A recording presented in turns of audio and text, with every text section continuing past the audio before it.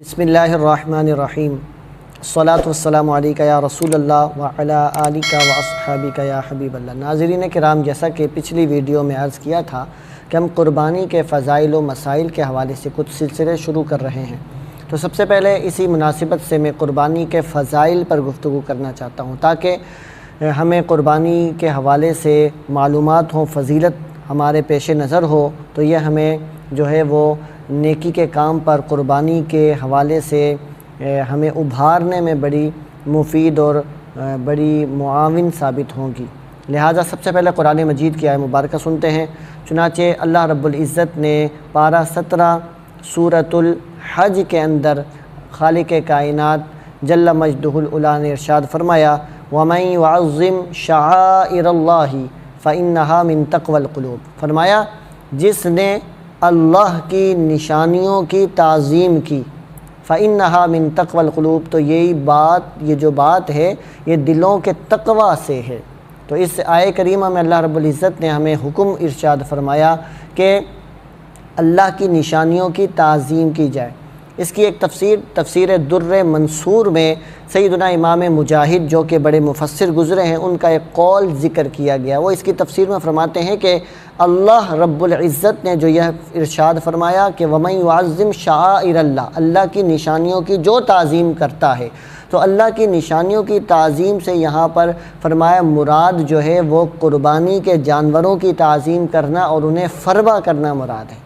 یعنی جو قربانی کا جانور لے، اس کے ساتھ اچھا سلوک کرے، اس کی دیکھ بھال کرے، انہیں فربہ کرے اللہ کی راہ میں قربان کرنے کے لیے، تو یہ ایسی بات ہے کہ جو گویا اس نے اللہ کے کسی نشانی کی تعظیم کر لی۔ اور فرمایا یہ جو بات ہے یہ ایک ایسی بات ہے اللہ کو اتنا پسند ہے کہ اللہ نے اسے دل کا تقوی فرما دیا ہے۔ تو میرے دوستو بزرگوں، مبارکباد ہے اس بندے کے لیے کہ جو اللہ کی راہ میں قربان کرنے کے لیے جانور خریدتا ہے، اس کا خیال بھی رکھتا ہے، انہیں فربہ بھی کرتا ہے۔ آئیے نبی کریم صلی اللہ علیہ وآلہ وسلم کی حدیث مبارکہ بھی سنتے ہیں۔ حضور پر نور صلی اللہ علیہ وآلہ وسلم کی یہ پیاری حدیث سنن ابن ماجہ میں مذکور ہے۔ چنانچہ حضرت زید بن ارقم صحابی رضی اللہ تعالیٰ عنہ ارشاد فرماتے ہیں کہ صحابہ کرام علیہم رضوان نے عرض کی، ما هذه الاضاحی یا رسول اللہ، یا رسول اللہ یہ قربانیاں کیا ہیں؟ نبی کریم علیہ السلام نے ارشاد فرمایا، سنت ابیکم ابراہیم، تمہارے باپ حضرت ابراہیم علیہ السلام کی سنت ہے۔ اب صحابہ کرام علیہم رضوان نے عرض کی، فما لنا فیہا یا رسول اللہ، یا رسول اللہ صلی اللہ علیہ وسلم ہمارے لیے اس میں اجر کیا ہے؟ نبی کریم علیہ السلام نے فرمایا، بِكُلِّ شَعْرَةٍ حَسَنَةٌ، ہر بال کے بدلے میں اللہ ایک نیکی عطا فرماتا ہے۔ سبحان اللہ۔ اور یہاں پر میں تھوڑی سی وضاحت کر کے بات کو آگے بڑھاؤں گا کہ دیکھیے جو اہل علم حضرات ہیں، جو لغت کے جاننے والے ہیں، عربی گرامر کو جانتے ہیں، وہ اس بات کو سمجھتے ہیں کہ جو تنوین ہوتی ہے نا، دو زبریں، دو زیریں، دو پہ، اس کی قسمیں ہوتی ہیں۔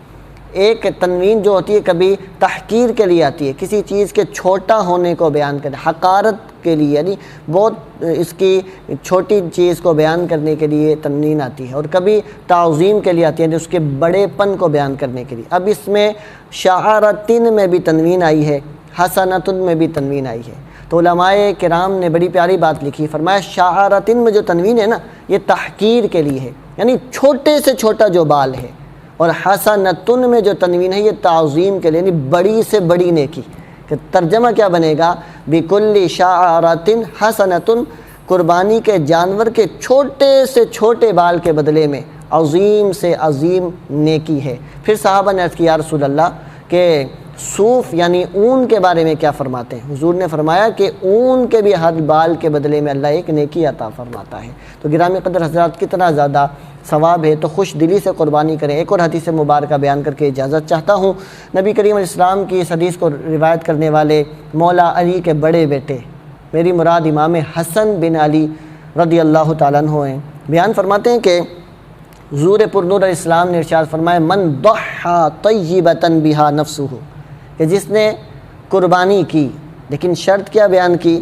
فرمایا کہ طیبۃ بہا نفسہ، خوش دلی سے قربانی کرے، بوجھ نہ سمجھے، اور فرمایا محتسبا لأضحیتہ، اور اللہ کی بارگاہ میں قربانی پر ثواب کی بھی امید رکھے۔ دو باتیں، ثواب کی بھی امید رکھے اور دل تنگ نہ کرے کہ قربانی کرنی پڑ رہی ہے، پیسے لگانے پڑ رہے ہیں، نہیں، فرمایا طیبۃ بہا نفسہ، خوش دلی سے قربانی کرے، تو فرمایا کانت لہ حجابا من النار، یہ قربانی اس کے لیے جہنم کے آگ سے حجاب یعنی رکاوٹ بن جائے گی۔ ہمیں چاہیے کہ ہم خوش دلی سے قربانی کریں۔ اللہ تبارک و تعالی ہم سب کو توفیق عمل نصیب فرمائے، آمین بجاہ النبی الامین۔